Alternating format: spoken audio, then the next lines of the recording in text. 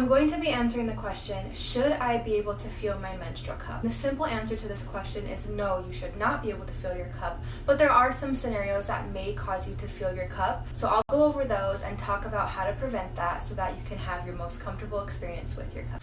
On the bottom of your Pixie Cup, there's what's called the stem. It's this part right here. And sometimes women will feel the stem in their body. And if this is you and the stem is causing any discomfort, you can actually trim down your stem. There's little lines on here, and you can just take a pair of scissors and trim it down. Make sure to only cut a little bit off at a time so that you don't accidentally cut off too much of the stem.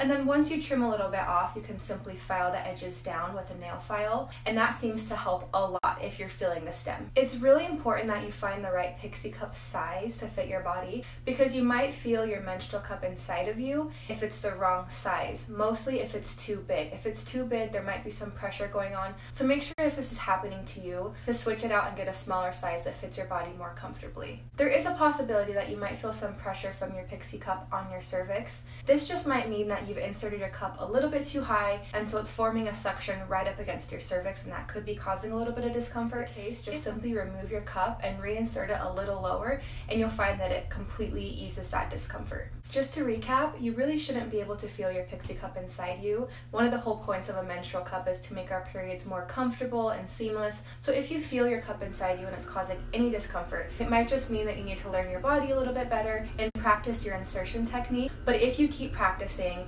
that discomfort should totally go away. And honestly, it really isn't super common. So just keep an eye on how you're inserting your cup and maybe try a couple different folds or try doing it higher or lower until you get the right feel for your body.